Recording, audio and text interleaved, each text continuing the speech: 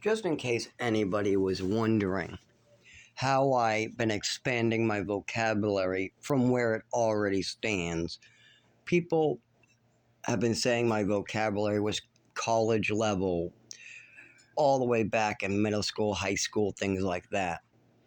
But I'm always trying to improve myself. But with the head injuries, I don't always get to use the vocab words I know, like ampersand.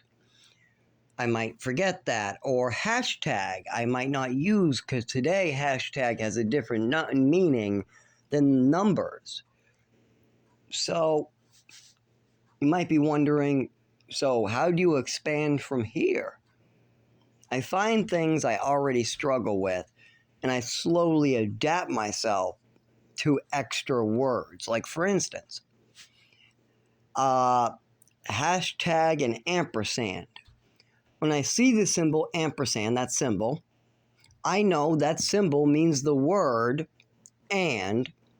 I know when I see a hashtag, that means the word numbers, because I used to have a small little calendar too that had this. It would have the symbol and then say numbers, and the next one would say like hashtag would be numbers, and then an ampersand would have the word and then the at symbol would have at, stuff like that. You know, it would have the at symbol, you know, the A with the squiggle. That's what I'm actually focusing on right now. I can't remember it right now. It means I still need to work on it. But right now I'm trying to memorize the words for the symbols that represent words. That's a hard one that I'm working on now. Like for instance, I got to remember the word ampersand I got to remember ampersand stands for the and symbol, and the and symbol represents the word and.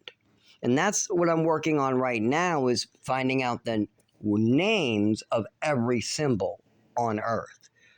Like the Holy Cross, or the Jewish star is not called the Jewish star. I know this one, oh my God.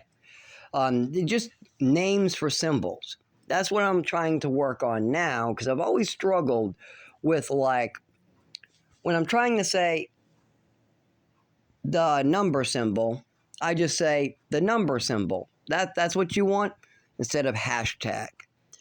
And I still do that a little bit with the hashtag because people get a little confused. It's kind of funny. Most people don't know N-A, not applicable. Now, I first heard that from my father, and then seeing it in 2 other manuals or books or something. Probably another one of those things. I like reading the backs of random booklets. Like if you ever get those pocket calendars, they got really cool stuff in the back. Sometimes even geography. I mean, they'll tell you countries. I even learned area codes for all over the earth one time. I mean, they got different cheats for your keyboard. They got cheat codes for your keyboard, basically, all different types of cool stuff. That stuff I love. I also love dictionaries, encyclopedias, anything that gives you one thing that represents another, where there isn't much confusing language. I'm not good with confusing language. Like, for instance, when you go to court, there might be a 540A form. 540A stands for a tenant's complaint, while a tenant's writ stands for a landlord's complaint against the tenant. That's something that I struggle with when they have language, or privacy policies. Or, like, for instance, when a person like my President of the United States of America, who I elected the first time but did not elect the second time, that person decides to email me and try to scam me by saying I won an award. I have to go through the confusing language to figure out it's a scam, or click the button to see that they want money. But if I don't want to click the button until I know what's going on here, I have to read a bunch of confusing language that most people don't understand. That's how Trump has been getting his donations, because most people do not understand his policy, privacy, all the fine print at the bottom. Now, I'm not good at that either. I'm especially not good at that. But I'm also very good at using my brain and weighing out risks. Like, for instance, they're using confusing language. They're asking for money and they say, I want. I'm not pressing a damn thing. Instead, I'll go to Google and find somebody else who pressed it.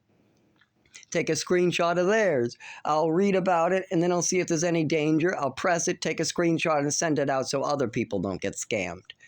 Stuff like that. I know that I can Google it. I can ask around. I don't have to make my decision right now. So, yeah, confusing language, not good at. Dealing with problems and people trying to scam me after I'm already aware of the scam or aware that something is fishy or I'm already aware that there is confusing language, yeah, I am good at that. But I'm not good at understanding the confusing language and figuring out exactly how they're trying to fuck me.